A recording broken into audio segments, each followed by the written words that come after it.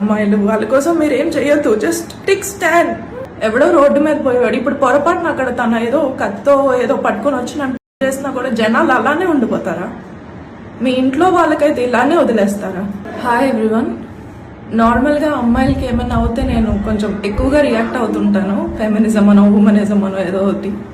But ఇవాళ నాకే అవుతుందని చెప్పి నేను ఎప్పుడు ఎక్స్పెక్ట్ చేయలేదు. అసలు నేనేం చేయలేదు కూడా. I'm just walking from Jagadamba junction to my office, PSC. It's located in Jagadamba junction. వస్తుంటే అక్కడ రాజాసాబ్ పోస్టర్ ఉందన్నమాట జగదాంబ థియేటర్ దగ్గర. నేను ప్రభాస్ ఫ్యాన్ యాజ్ యూజువల్గా కాబట్టి అది పిక్చర్ క్లిక్ చేస్తున్నాను. అప్పుడు ఒక అతను మాల వేసుకొని గ్రీన్ కలర్ డ్రెస్, మరి అది ఏ మాలో కూడా నాకు తెలీదు, అతను వచ్చి చాలా గట్టిగా అరుస్తున్నాడు అనమాట. నేనేమనుకున్నాను, అక్కడ ఆటో వాళ్ళు ఎవరో ఉండుంటారు, వాళ్ళ మీద అరుస్తున్నాడేమో అనుకుని నేను పెద్ద పట్టించుకోలేదు. ఓకే, నా పని అయిపోయింది. నేను రోడ్ క్రాస్ చేసుకొని అటు చర్చ్ వైపు నడుచుకుంటూ వెళ్తున్నాను. అతను సడన్గా వచ్చి వెనక నుంచి ఇక్కడ చాలా గట్టిగా స్లాప్ చేసేసి బూతులు, అసలు అలాంటి బూతుల్ని మనం వినుండం కూడా, అలాంటి బూతులు తిట్టేసి నన్ను, నా స్పెక్స్ అక్కడ పడిపోయి విరిగిపోయాయి. ఇది నేను సెట్ చేశాను ఇలాగా. చాలా గట్టి కొట్టాడు అనమాట. ఫేస్ అంతా చాలా రెడ్ అయిపోయింది. అది నేను అసలు ఎక్స్పెక్ట్ చేయలేదు అంత దారుణంగా. నాకు రీజన్ కూడా తెలియట్లేదు అతను నన్ను ఎందుకు కొట్టాడు ఏంటి అని. కొట్టి బూతులు తిట్టి ఆయన వెళ్ళిపోయాడు. కానీ అక్కడ ఉన్న వాళ్ళు, జగదాంబ జంక్షన్ ఎలా ఉంటుందో మీకు తెలుసు. అండ్ ఇది సంక్రాంతి సీజన్, షాపింగ్ జనాలు ఫుల్ ఉన్నారు. ఒక్కరు కూడా రియాక్ట్ అవ్వలేదు, నాట్ ఈవెన్ 1%. అక్కడ అందరూ అదేదో సినిమా చూస్తున్నట్టు చూసి, ఇంకొక పెద్ద మనిషి వచ్చేమో మీకు తెలిసిన వాళ్ళు కాదా, మీ హస్బెండ్ కాదా అంటున్నారు.